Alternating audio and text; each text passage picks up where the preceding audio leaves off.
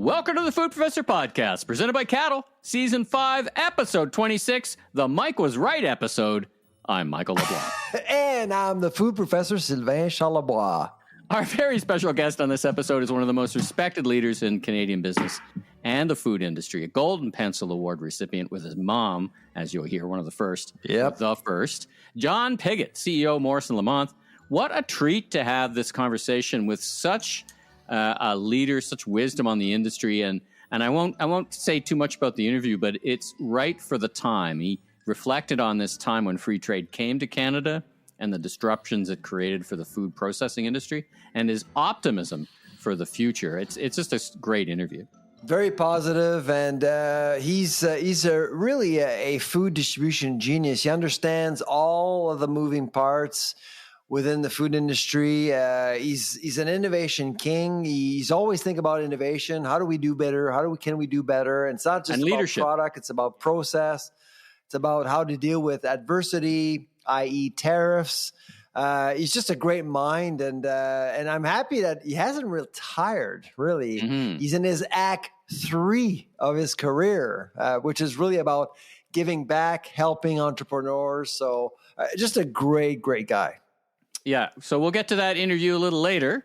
I wanted to ask you, whose speech did you like best? Our Prime Minister for another week, Trudeau calling Donald dumb.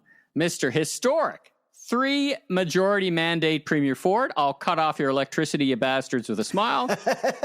Or Master Communicator, Premier Wabkanu, who with his cabinet did a hilarious parody of Trump executive order signing to sign the document taking American wine and spirits out of Manitoba stores. What did you think of the communications coming out of our leader? It's a slam dunk. Come on, Premier Wabkanu. He just killed it. Come on. What a communicator. Video was priceless. What a communicator. Priceless. Well, I mean, Donald Trump is making fun of us. Why don't we make fun of him? Exactly. Huh? Exactly. You need leaders from Manitoba to show us the way. I think Canada needs Doug Ford more than ever, because now he has a strong mandate. He can actually pick up the phone. We need Gordie Howe here. Elbows up. Elbows up. Picks up the phone, calls Howard Lupnick, and gives him hell. Hey, I mean, nobody can do that now. By the way, my bet, for the record, the first guy to get jettisoned out of the Trump administration is going to be Lupnick. That's my. You think so? Bet. Yeah. Yeah. I'm still betting on RFK personally. No, he'll be the first guy. I could go into why I think he's the first guy. You know who the second guy is going to be? The guy who's the border czar. What's his name? Right? You know why? When's the last time? Very memorable. Well, when's the last time you heard about massive deportations? Yeah. Anyways, it's all harder than it looks. Anyway, we're off topic, but I wanted to ask you. I don't have to ask you if you were surprised. You were. You never expected ag to be part of the Trump tariffs. Let's start there. Now, Give me your reassessment of what the Trump tariffs are all about now, and then we're going to talk about a path forward and making different decisions and your advice. But, you know, you said it. I mean, taxing food is fairly criminal, but here we are. Yeah, I was bummed. Yesterday, I was absolutely bummed. I was disappointed because weaponizing food, which is exactly what's happening right now, is certainly not something you want for human beings. No matter where you are in the world, Americans will be paying for this. And you saw during Trump's speech in Congress, you saw many elected officials with egg cartons as a symbol, showing that egg prices are a problem. And the president actually slaps more tariffs on imports, making food inflation probably a worse problem. And so there's no logic. We know that there's no logic, but it's incredibly disappointing. And of course, we have to retaliate. We have to respond. And that's exactly what happened with both Mexico, Canada, and China as well. So, but on a side note, I don't know if you saw, there's an interview with the new not Secretary Ag, what do they call Ag Minister in the U.S.? Secretary of Agriculture. And it was hilarious because it gets back to our last issue. She said, well, this is a great opportunity for you all to get chickens and make your own eggs in your backyard, as if like the average American has a backyard. It's just crazy. That was her advice. Yeah, and low biosecurity. Oh, hello. You can spread the avian flu even more. I'm sure farmers weren't impressed by that comment. Tell all those million apartment dwellers in Manhattan. Hey, did you know that in some states, in some grocery stores, you are forced to only buy one egg at a time? One egg. I'm not kidding. An egg, not a carton. An egg. So 1 egg, 2 eggs, 3 eggs. That's it. But they're rationing. They're rationing. You know eggs, man. You know who we got to get? We talked about it. We got to get him on the podcast because he's been sending me notes ever since we mentioned him from Eat Just, the Just eggs and the plant-based eggs. Oh yes.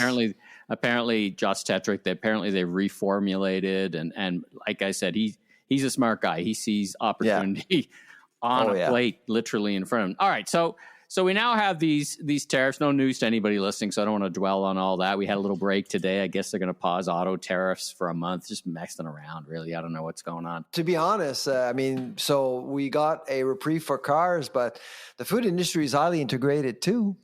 And and again, because we sell, we buy, and there's a lot of back and forth between the two countries. And so again, it's very disappointing that we're not actually looking at food very differently. And so March 4th was an historical day, which involved 4 countries: the U.S., Mexico, Canada, and China. Because China also did applied some tariffs on food and commodities as well. And a historic drop in the Dow. You saw commodity prices; they all crashed except pork. But let's be clear here. So they've crashed because there was a lot of selling going on. But at some point, prices are going to go up. Prices are going to go up, and I suspect that input costs will go up in manufacturing and everywhere else. And we're going to have to be ready for that. That's really the fear that I have. We're not going to see another Ukraine, of course. I don't expect a $13 bushel of wheat, but we are expecting some commodities because as soon as you're not trading as much, prices will eventually go up because it's more difficult to have access to some products. So people will actually bid more and more and more. What did you think of China's response? So we talked about last episode that they had put forward a policy, as they want to do, for food security. They seem to be targeting food as well in a roundabout way. What did you think of their measured response? But still pretty important. It's pretty critical for us. The Chinese-U.S. Relationship is critical. Honestly, I think China has the power and influence, which we do not, to go after Trump's base in America.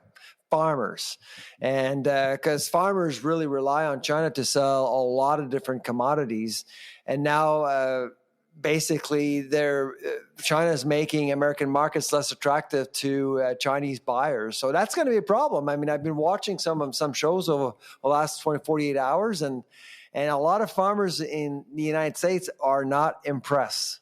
Impressed. Does this mean this is an opportunity for Canadian farmers? Yeah. Well, we're also affected by tariffs as well. So, but not obviously, because of Ottawa's two-prong approach, so we saw one phase yesterday, and in 21 days we'll see more tariffs. But in a few days we'll have a new prime minister. So who knows what that person will decide? Well, I want to get to that in a minute. But let's talk about China. Let's stay on China. So we're not tariffing China in this. We're tariffing the U.S., right? So that's right. Yeah. Back to China. Is China? We'll talk about India as well. But right now in this conversation, is China, if they're like, well, America, we're going to do with you what we do as a countervail themselves, is this an opportunity for us to open up more doors than are open up today with the country of China and replace the America? Absolutely. Of course, as you know, we've had our fair share of diplomatic entanglements with China. Everybody has, yeah. Yeah, and with India as well. My what I would argue is that absolutely, I think this is a wake up call. It is a crisis, and so we need to diversify as much as possible. Well, the U.S. is telling us, well, they're not open for business, or they're just focusing on domestic fiscal policies that are more important to them because the Trump regime is trying to bring down taxes. And in order to do that, he needs a couple of banks, and that would be Mexico, Canada and China to generate more revenues for public coffers. So this is not just about Canada, but yes, absolutely, there are many opportunities for Canada in the future. Let's turn our minds now to, as you said, you just said it earlier, by the end of this weekend coming up, we will have a new prime minister, likely Mark Carney, if the polls, the internal polls or whatever, the Liberals will put him into place. And in the fullness of time, we will have an election, probably based on what we should be doing with this. You penned an op-ed that was fairly critical about reciprocal tariffs on U.S. ag, I believe. I'm paraphrased, but tell me what your advice would be to the new incoming prime minister and what he or she, I guess, but what they should do in terms of where we are today to be the most strategic and the most beneficial to Canadians. I'm not a fan of tariffs. I think a lot of people aren't. And frankly, Prime Minister Trudeau's message this week was, I think, misleading. He said, we'll respond dollar for dollar and we will win. No one wins a trade war, ever. Not even the Americans, and less so Canada. Let's be honest here. We're not going to win anything, okay? One. Two, once you apply tariffs on imports coming from America, you should expect that country to retaliate again to your retaliation. So it's a bit of an international pissing match we're in right now. So who knows what's going to happen? But we all know now, based on today's tweets from Donald Trump, that he does not like Justin Trudeau. Essentially, that's impacting our diplomatic power to do anything at this point. And so instead of just expecting to be hit again by more tariffs, why don't we try to actually hurt America for real by targeting exports to America, key exports to America? And from an agri-food perspective, I mean, potash is on top of the list, beef, pork, oilseeds, canola. I mean, there's lots of stuff we can do to hurt businesses in the U.S., which will trigger phone calls to the White House. You won't be hearing from him again after Monday, and the new guy can say, yeah, we got rid of Trudeau, you got rid of... Okay, Donald, you got rid of Trudeau. Now there's a new bunch of folks in place. You got rid of Freeland, you got rid of Trudeau. Could you imagine on Sunday if Freeland wins? And she has to sit down with Donald Trump? That would be marvelous. I would pay for that. It'd be great. I would pay to listen to a phone call between Freeland and Donald Trump. So what would you would say, all right, listen, what you should do, if I'm going to summarize your article, it's a great article, by the way, which would you say, thanks. Listen, I know it feels good to do reciprocal tariffs, but they're not the most strategic thing to do because it's really going to hurt Canadian consumers. We can do both. We can hurt them and not hurt us, if I'm kind of getting what you're saying correctly. You're not triggering an international pissing match, essentially. Well, I'm not sure we can avoid it. I mean, I kind of think of, how you survive I don't know. You know how you survive a bear versus how you survive an alligator. How do you retaliate to taxes on exports? I mean, it's just different. It's easy to measure tariffs on imports going into a country. And you can be very targeted in terms of what products. And I have to tell you, potash, absolutely on top of the list. If you really want to make some noise in the U.S., tax potash. So farmers are getting 50%. They're getting hit with a 50% tariff, 25 on our side, 25 on their side. They're going to call the White House because 50% is a lot of money for them as price takers. They don't set prices on the market. So input costs are a big deal for them, especially right now with depressed commodity prices. All academically and intellectually very solid.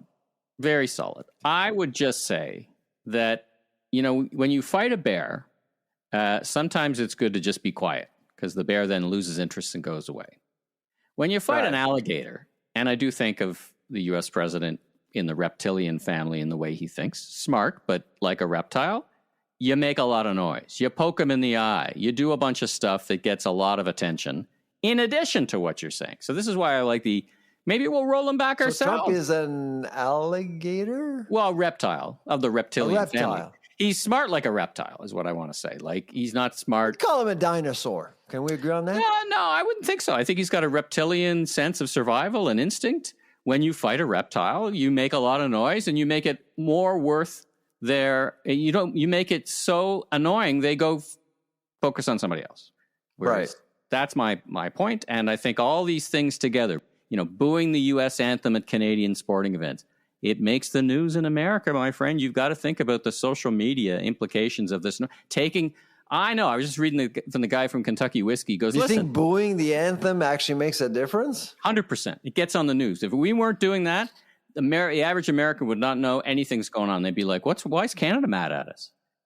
Maybe we shouldn't boo. Maybe we should just keep our hands in our laps or not stand up. I must say, I listen to American news, and we're on a lot more now. And you've made this point before. When we pull off Kentucky Whiskey, and I was just reading a statement from the CEO of Jack Daniels, and he goes, "Oh my God, it's not fair." And I'm like, well, he's crying again. And then he says, "Listen, it's only about 1% to 2% of our sales."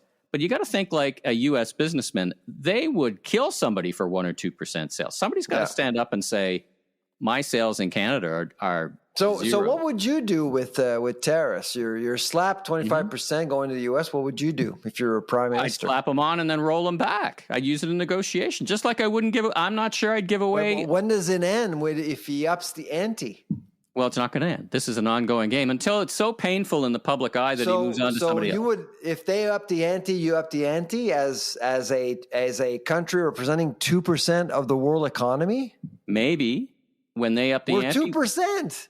Maybe when they 1/10 of who they are. When they up the ante, I got to say that correct. When they up the ante, we roll ours back. They get a win, but then we're back to zero. If we give now, they just keep asking. They'll never stop asking. You think they think like they're logical, like as in they're following the rule of trade law. That's my perspective. This is a hardcore negotiation. So we tag them with corresponding tariffs, and then they retag us, and we take ours away as a off ramp for them. Now we got a new prime minister. Do you think things are going to change? Well, not on their side, but I think what needs to change. Let's say Carney wins this weekend. Will that change anything? Well, the question is how fast the writ drops, frankly, because we need an election to give the mandate to our new prime minister, whoever that might be, to fight and figure out how we're going to win. Because we're in a fight. There's no question. We're not getting out of this fight. No question. No matter, you can quote numbers as much as you want, how much we matter. I'm not convinced we're going to have an election in the spring, by the way. I just don't know. There's signs that could go either way. But we are going through a crisis right now, and you can do a lot of things with the governor general when you're dealing with a crisis. Well, that's true. Maybe we need the governor general to help us negotiate. Ba-dum-bum. Because she's been so useful in all this. What I'm hearing is Mexico's strategy, to be honest, because that's basically what Sheinbaum is doing. Yeah, she's insulting Trump. She tells it like it is. I love her. Like, she's great. I love her. Direct. She's great. What a great leader. Yeah, what a great leader. And by the way, we have to activate American partisans because, a third of people, let's go by math, a third of people voted for Trump, a third of people voted for somebody else, and a third of people didn't vote. So we have to be able to activate and arm partisans in America to continue this. Go focus on Europe or something. Like, get away from us. Yeah, exactly. Focus on somebody else. But this thing is actually going to be good for North America, and it will get Mexico and Canada closer. And by the way, did you know that we're starting to see more Mexican products at grocery stores in Canada? I noticed that myself. Like when I went to buy some fresh, a lot of fresh. It's a lot of Mexican food. And I got some data for you in terms of the Buy Canadian movement. So there is a movement. It's actually happening.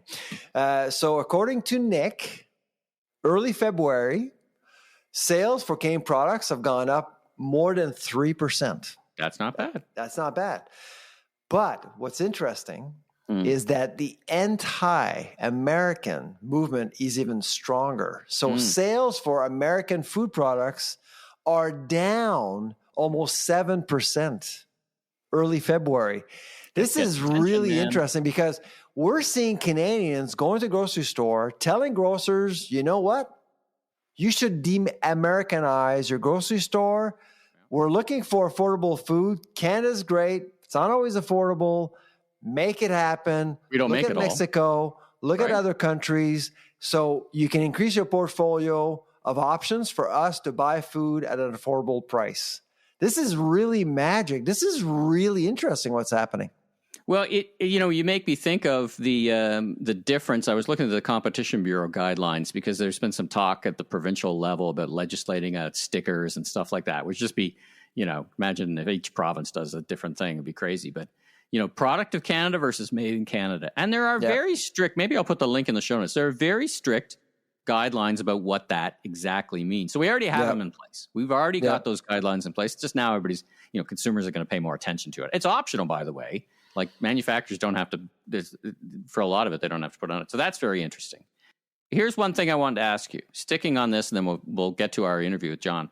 I don't know if you've been following this USAID elimination of the global aid that's happened because of Doge. One thing that caught my attention for our podcast was there was a CBS report that said $500 million of food was about to go spoil that was purchased from American farmers to feed the world. And it got me thinking, I wonder how much, this USAID spends, and if the American farmers are now buying going to miss food from America. Right. So it's not like they're not buying from Canada to give away to the world. It's a development project for U.S. farmers. I wonder how much U.S. farmers are going to lose. That's a good question, actually. If they're paying attention. Like if there's right now $500 million in a warehouse, I wonder, do you know? Do you have any idea how much? I don't know the answer, but it's a good question. I mean, it's about helping the world, and hunger is a big deal, of course. Mm-hmm. And the United States have played a big role in dealing with situation around the world, and farmers are incentivized to help out. Let's face it. I mean, that's why we have these programs. Yeah, they're paid by it. They're customers of the U.S. government. Now that's going away, which I think is but it is an interesting question, and I suspect that the volume is quite significant. I would imagine, right? I'd imagine. Yeah. Well. Let's see if we can go away and find out that number, because I think that's just another little pressure point, right? Just another point of, if we put our minds in or our hearts in with the the Doge situation is a bit of a disaster right now. They had to recall some employees. Their methods. Their numbers are a mess. Their numbers are a mess. They're not reliable. Yeah, they're changing their website all the time, so it's not great. It's not great. Yeah. I loved Mike Myers' glitch when he did his impersonation of Elon on Saturday Night Live, by the way, if you haven't seen I didn't see it. It's outstandingly funny. Maybe I'll put that's what we expect, by the way, from our Canadian icon. Somebody who stands up and wears a shirt that says Canada is not for sale. That's why that's why I ended my subscription to the family of wines that includes Wayne Gretzky. That's it. You could pick whoever friends you want, my friend. You've canceled Wayne Gretzky, eh? I have canceled Wayne Gretzky, which is too bad because he had a beautiful facility and his product was good. But listen. I've been there myself, yeah. Yeah. No more for me. I mean, it's part of the job description. You're a Canadian personally, I think everyone is entitled to their political views. Yes, until you make money from it, Sylvain. Until you trade on your name on wineries and all these other things, and you're a Canadian icon. It's right in the job description. If you're making money from being a Canadian icon, that comes with responsibilities. But he's hurt. We're all grown-ups here. His wife, Janet Jones, has said he's hurt. But I'm puzzled. So the way I actually disagree with the cancellation of Wayne Gretzky. He's a Canadian icon. Like, this is ridiculous. However, he hasn't said a word. He hasn't said anything. Right, exactly. I'm surprised. No. I don't know. Go on Oprah with Lance Armstrong and admit it. That's my perspective. Anybody else has a different perspective, feel free to let me know. Let's talk about a real leader. Let's get to our interview with John. Yes. From Morrison Lamothe, a real leader, a real visionary, and let's hear what he has to say about opportunities for the future. Glass half full. Glass half full. But first, let's hear from the folks who help make this podcast happen each and every week, our good friends at Cattle. Does your digital customer engagement strategy need a serious upgrade? Enter Cattle, Canada's consumer insights powerhouse with the largest, most active panel of everyday shoppers. They're not your typical sponsor. They're the voice of the consumer, always in the know on the hottest trends and shaping what's next. So why Cattle? They go beyond consumer insights. They're trailblazing the future of ratings and reviews and leading the charge in user-generated content with unmatched syndicated receipt data and the ability to gather reviews across any category. Cattle partners with giants like Walmart, Canadian Tire to deliver results that count. Visit askcattle.com now for an exclusive The Food Professor podcast listener discount on your first review or research campaign today. That's askcattle.com. John, welcome to the Food Professor podcast this afternoon. How are you? I'm not bad for an old guy here in Ottawa. Well, you answered my second question was, where am I finding you? You're in my hometown. That's right. I'm talking to two guys from Ottawa. Yep. I never left it. Thanks for joining Sylvain and I on the podcast, and really looking forward to this. So we've already started talking a little bit about yourself. I mean, you did leave Ottawa to go to school, I think, but other than that, you've had such a record in business. Tell us all about a little bit about you and your background and what you do for a living and all that great stuff. Well, I was lucky. I got to be the grandson of a founder of a company. My grandfather and his brother-in-law started Morrison Lamothe in 1933. And I've actually now been running the company longer than he did. He's got 33 years in. I'm now at 36. Wow. And so far, we're still in business. That's 92 years later. Incredible. It's been an interesting journey. But boy, do I ever love the food industry in this country. Well, what a perspective you got on. Now, tell the people who may not be from Ottawa or may not know, talk about Morrison Lamothe for what you do and what the company was, but then what the company is today. Well, it was a bakery in Ottawa. And in fact, they had started their first bakery together in 1911, two brother-in-laws from the Pontiac side of the Ottawa River, which is the Western Quebec. And they sold out in 1928. Left that business in 1932 and started all over again in 33. And they were best friends, brother-in-laws. And it was a bakery where we delivered bread to homes and then to stores. And it branched into frozen food in the 60s.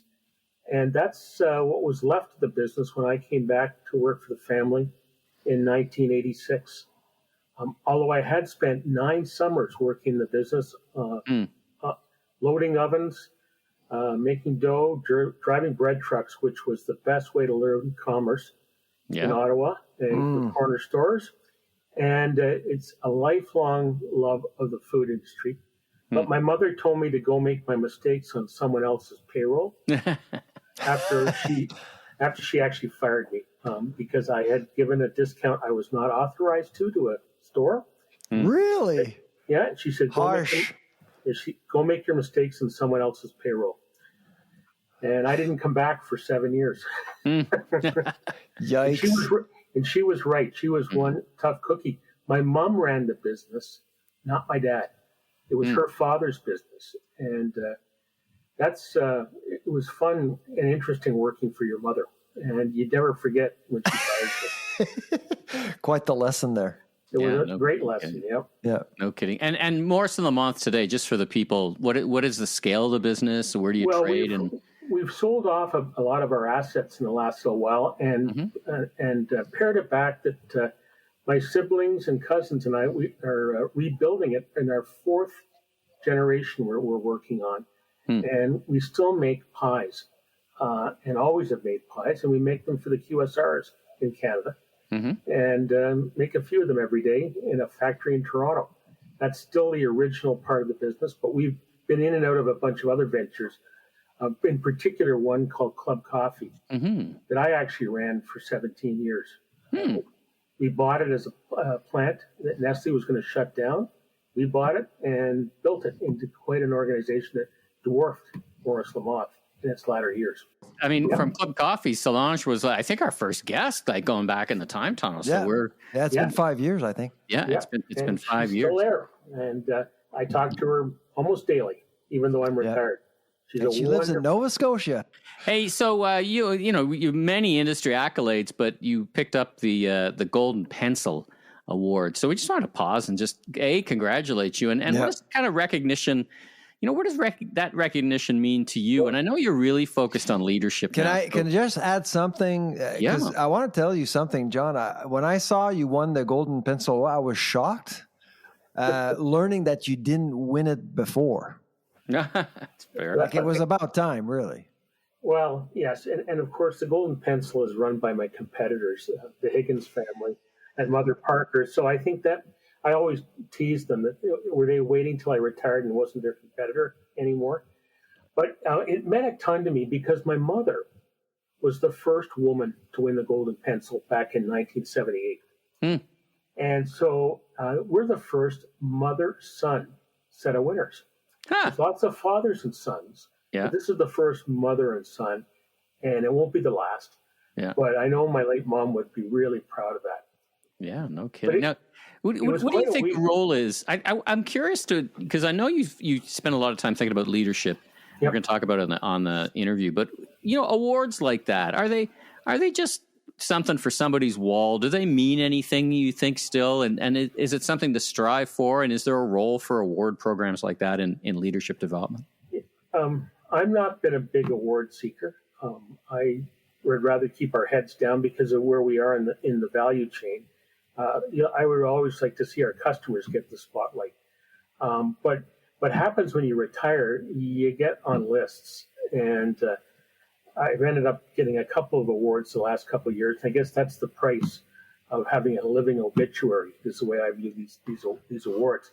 But I'll tell you, it was a really good 2 weeks because the week before I actually got another award that I'm really proud of that was very low key.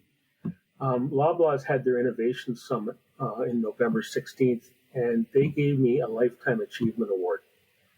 Wow. And it doesn't happen often. And it meant a ton to me because my family's done business with LeBlanc since 1939. My father actually worked there, and my mother hired him from LeBlanc to work for Morrison Lamothe. And, it really meant a ton to get that award. Galen actually gave it to me. And it was the culmination of a lot of years of working together. And they are a force, and I think a force for good in our industry. Mm-hmm. And that meant a ton to me. And then a week later, my first grandchild arrived. And so I call that congratulations. My trifecta of things. And it was also a good reminder of what my real job is going forward, which is to be a grandfather, because I learned a ton from my grandfather. And I understand about me. Well, it is about you, absolutely. You have 3 children, correct? Yep. And one of them is in the food business, is he not? Yes, he is. Yeah. But he and I have had a disagreement over risk-taking. He didn't like something I did one day, and he said, "Dad, you're a riverboat gambler. I can't stomach the risks you take as an entrepreneur. I'd rather work for a big company." So my son works for one of the largest CPGs in the world. Unilever. Someday. Yeah, yes, absolutely. So is he the one that actually had a child? No, it's my daughter. Your daughter? My daughter. Or Anne? Jane. Jane's in the funeral business. She used to joke, "Dad, you roast coffee, I roast other things." That's a good one. Anyhow, we have all my children have done their own thing, and I never pushed them to come into the business. I always was expected to go in the business, and I didn't want to put that kind of pressure on them. And if they end up, all the better. But family businesses don't often last to 4 generations. Right. Oh, absolutely. Yeah. I've known you for a while now, John, and when I met you first, I thought you are a food distribution genius because you understand all of the moving parts within the supply chain incredibly well. You're a king of innovation. You understand the value of innovation. You understand how it works, how to do it, how to empower the cycle of innovation. As far as I'm concerned, what are some of the success stories that you're proud of when it comes to innovation as a leader in the business?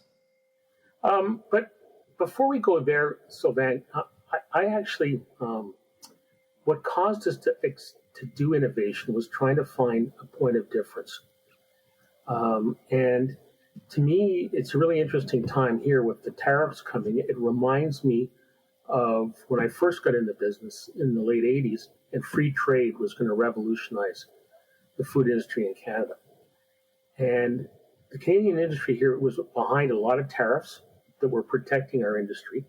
And suddenly we were going to have free trade, and most people assumed us small and little companies would get wiped out.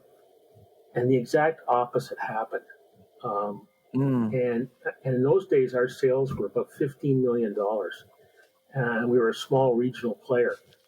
And I had to figure out, how was I going to grow this business? And I saw the evolution of Loblaws and their private brand program, President's Choice, coming, and basically made a bet that we could find a way to grow by working with retailers. And to me, that was strategic innovation. It wasn't product innovation. They had a need for supply because they weren't manufacturers, and we had a need to get to a broader market, and it worked. And to me, we're now up against tariffs and another need to reinvent this business. And I actually believe that all of the pieces are sitting right in front of us as an industry if we take the right attitude. And in those days, we shipped basically in Ontario. And when I sold the Club Coffee business, our revenues combined of all the companies were over $400 million. And we shipped to all provinces, territories, and all 50 states. And to me, that's the model. And I realize it's going to be difficult to ship into the States in the short term. But for Canadian food processing companies and for our agri-food sector, we have to feed more people than there are in Canada if you want to be competitive. And it was a challenge then to penetrate the U.S. market. It will be in the near term. But this is an opportunity if we choose to see the glass as being half full. And I believe you can't waste a good crisis. It's a great way to drive some bigger change. And how do you take this threat and turn it into an opportunity? Like a lot of us did in the late 80s is now the challenge in 2025. I think we can do it again. And one of the ways you do it is embrace innovation. Because innovation is about finding an unmet need and delivering a solution against it. And learn to do that many times. And we'll do it again as an industry, because I think we've got some unbelievable strengths in our food sector. And particularly in this world that we need to play. Others can do AI, but no one else has land, water, fertilizer, and farmers like we do here in Canada. We can feed more people than there are in this country. We can feed the world, and we should be doing that. And that's going to be the story of the 21st century for this sector. And that's why I wish I was younger. So you're in your third act of your career now, right? Yep, absolutely. And so in your third, how do you see so we're talking about tariffs. We're facing tariffs. There's a new regime in Washington. Yep. And you do feel that the food industry in Canada is brilliant, and I agree with that. But how are you concerned about some leaders out there that are feeling lost because they haven't gone through that adversity? Because you have been involved in a family business. You inherited some of the values that have been embedded in that business for decades. Some of them are out there. They're startups. What would you tell them? Especially for startups that they've never gone through anything like this, what would you tell them? Well, I'm actually doing that, and that's my third act. I could have said, you know what, I'm done, cashed out, go play golf. That's not me. And I heard a statement once that I've absolutely fallen in love with. And they said, there's three things you do in life. First, you learn, then you earn, and then it's time to return. And for my third act, I want to return. This industry's been really good to my family for over 100 years in this country. I got helped when I was 30-year-old running a business by some men. And you know what? It's time to play it forward for those guys. It did it for me. So I spend a good part of my week mentoring others in the industry and trying to help them figure out how to lead. Most are trained well to manage, but how do you lead through adversity, particularly this kind of uncertainty that's enveloped this country right now? And that's how you pay back. So I spend my days, and I get way more out of that than I ever thought I would. And I love doing it. So I'll throw it back to Michael after this question. So you're mentoring folks. You're working with the younger generation here. Do you pick some people you want to work with? And if so, what are some of the things that you're looking for when picking companies, picking folks that feel they would benefit from your mentorship? I've been a salesman all my life. I'll always take a call. And what I try to do is screen for, is this person got the character to be an entrepreneur? Do they have that kind of resilience you need? Because you're going to get more knockdowns than you get. And do you have that sort of glint in your eye or in your voice that you know how to get back up and go back at it again? Because it's not a straight line growth. And often you can learn from your mistakes. So it's sort of a judge of character, also sensing their values. And if I sense they're there, then I'll give them more time. And there's one person I've worked with now for 12 years.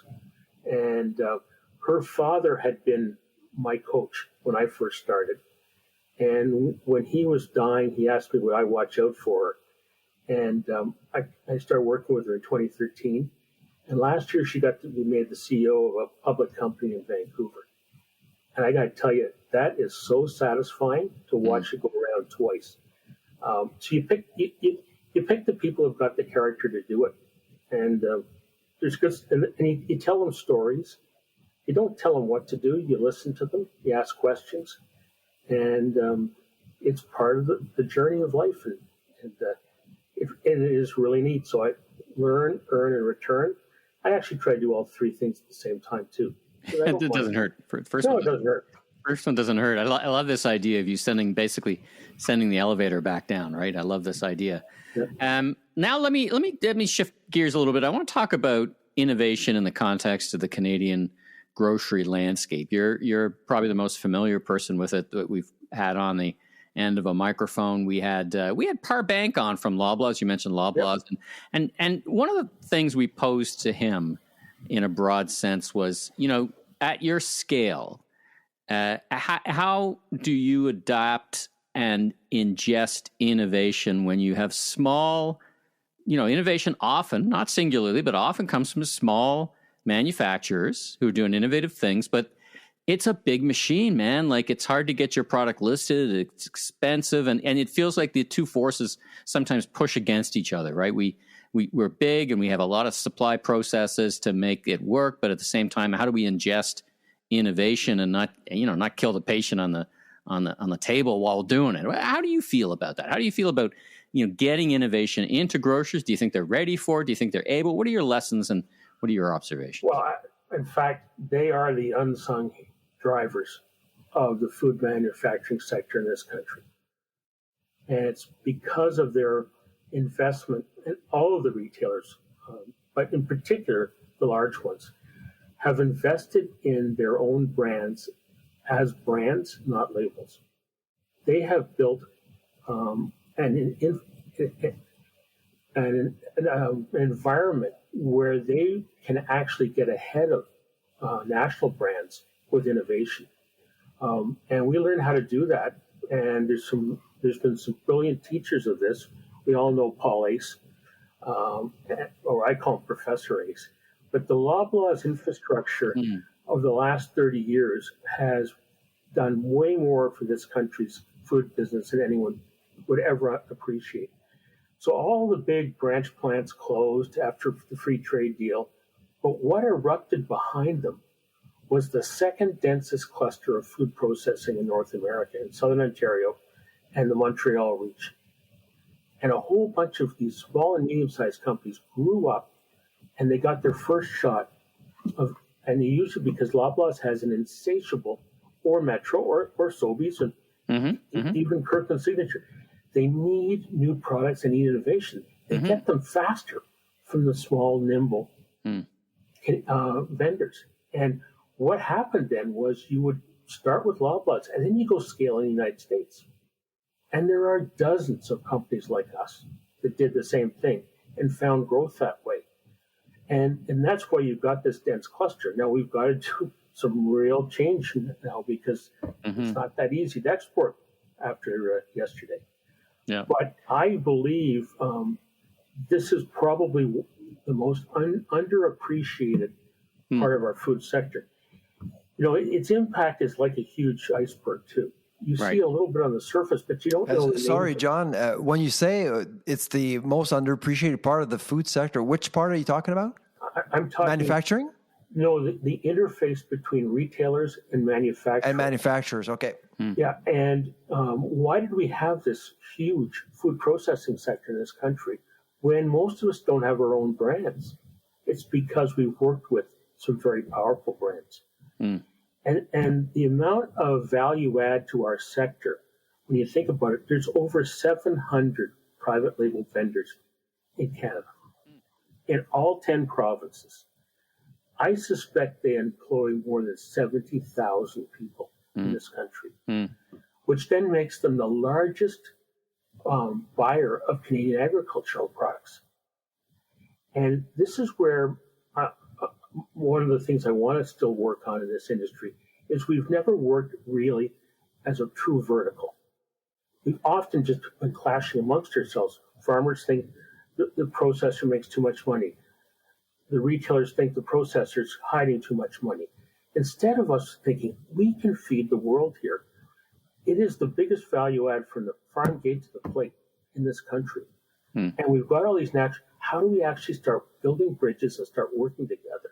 Because that's how we did it in the private label side. There was a completely different relationship there. They weren't manufacturing, we needed their shelves.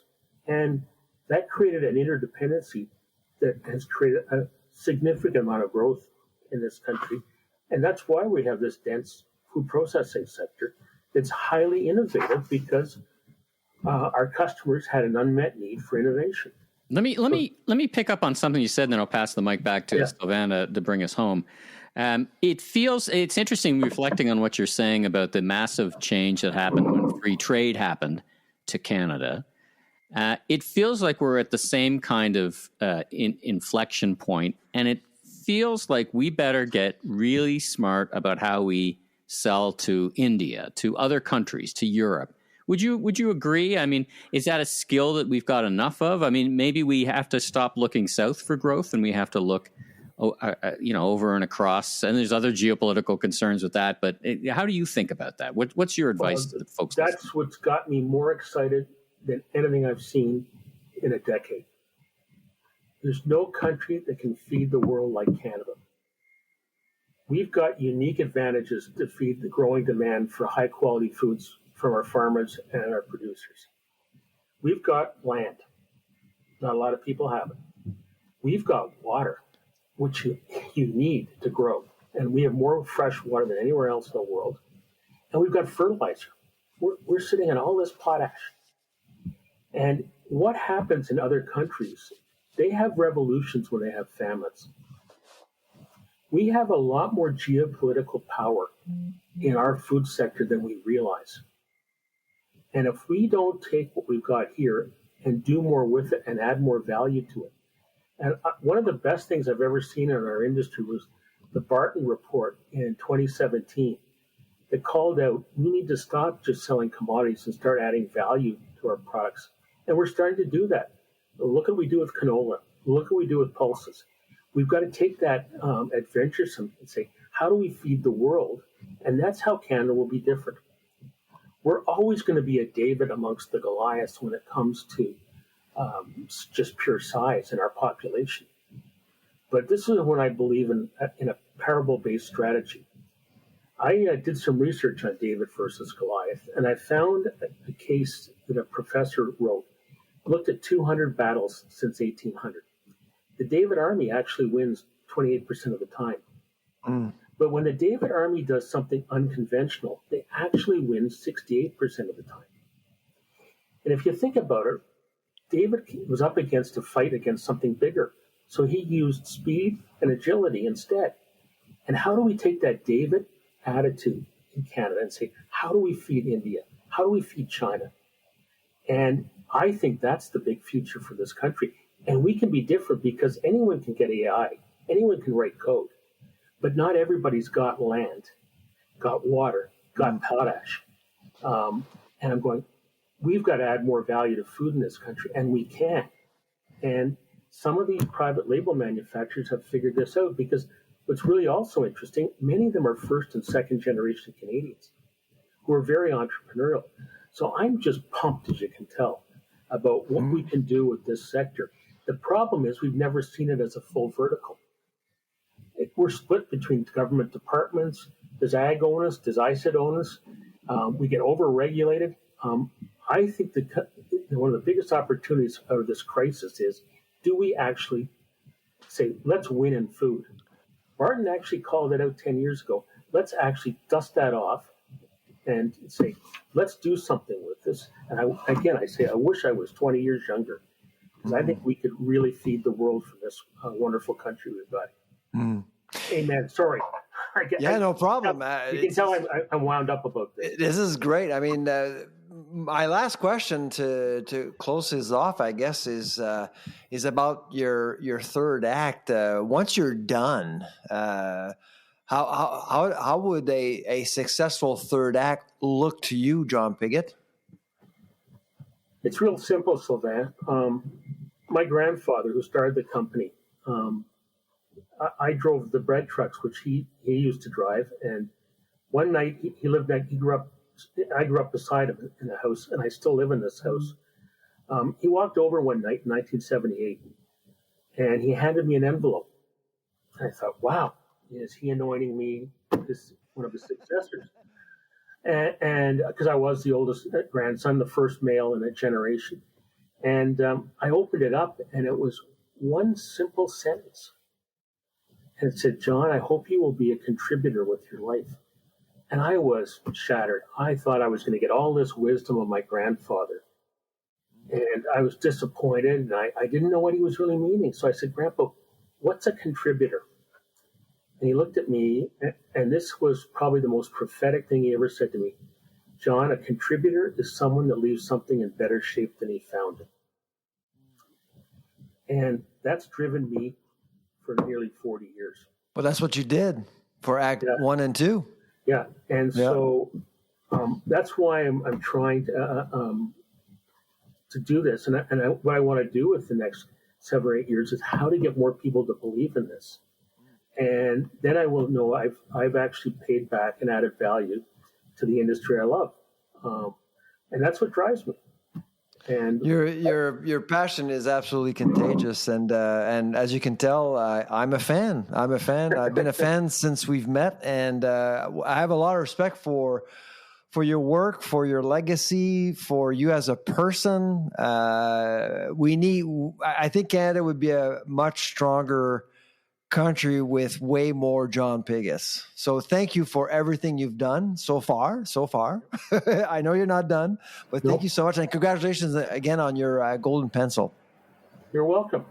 All right, we're back. What else can we talk? Let's talk about the price of coffee. So it's not the first time we've talked about the price of coffee. Of course, John, he got me thinking about it as well in the interview. Now, we've connected a few dots, you and I, together. I mean, the price of coffee has been going up, and up. Yeah. We've met with people who say that there's a lot of development that happens in places that grow coffee. USAID, if they're not getting money, they're providing rails for it. So maybe there's some impact. What are you seeing? There's environmental issues. We haven't forgot about the environment. We have talked about it a while, but what are you seeing? Yeah, so actually, we saw a record price for coffee back on February 14th of this year. At St. Valentine's, and of course, with that, you'll see higher prices. So, for months, I've been saying buy coffee now because you know what, coffee coffee's going to get more expensive. And here we are. And when I actually posted a graph over the weekend on X, and I basically wrote, do you remember when I told you to get coffee now 6 months ago? It's too late now. And some people posted their pictures of their inventory at home. Michael, like some people have more coffee than Tim Hortons. I thought someone bought Columbia. I mean, it's just unbelievable. So is there anything, just so to make sure the listeners can catch up, it's been the impact of the environment, which also affected. Well, it's Arabica beans, so you need a really stable growing environment to grow Arabica beans, which is arguably the most popular bean out there to make coffee. And in both Brazil and Vietnam, they've had dodgy weather from early frost to flooding to droughts. It's been tough. And so yields are much lower and production is much lower. And that's why coffee prices are through the roof. And frankly, I don't think it's going to change anytime soon. I actually think that coffee prices are going to get higher. And that's why I think that some retailers, some restaurants, some chains will have to think differently about coffee, really. And how much can you charge without losing any customers? Basically, I think there's going to be a lot of discussion about that over the next little while. So we know olive oil had a couple of years because of weather, a very sharp price increase. I think the most price increase of anything. But that's abated. Do you see coffee prices abating? Or you seem to be less optimistic about that. I am less optimistic because you got to grow Arabica beans in the mountains, and they're running out of space. So, and that's why I've been talking a lot more about lab-grown coffee or other ways to grow coffee or make coffee, and I think there is some interest there to manufacture coffee without relying on the weather as much. And so, but I don't think that the cup of coffee will get cheaper anytime soon. No, absolutely not. Yeah. We got a long list of folks who are going to be joining us on the show coming up in the next couple of weeks. And then we'll be at Cial in Toronto, so come see us. We'll be there at the official podcast, and there'll be some great things going on at Cial. Looks like we're starting to line up some guests as well. So see you there. You can all tell me what you think about my perspective on Wayne Gretzky and booing the national anthem in person. Anyway, I respect your opinion. It's just there's a lot of canceling going on in our lives, and I think sometimes it's too much. All right. Yeah. Fair enough. Let's leave it there. I'm Michael LeBlanc, media entrepreneur, and a bunch of other things, and you are? I'm the food professor, Sylvain Charlebois. Safe travels, everybody. Take care.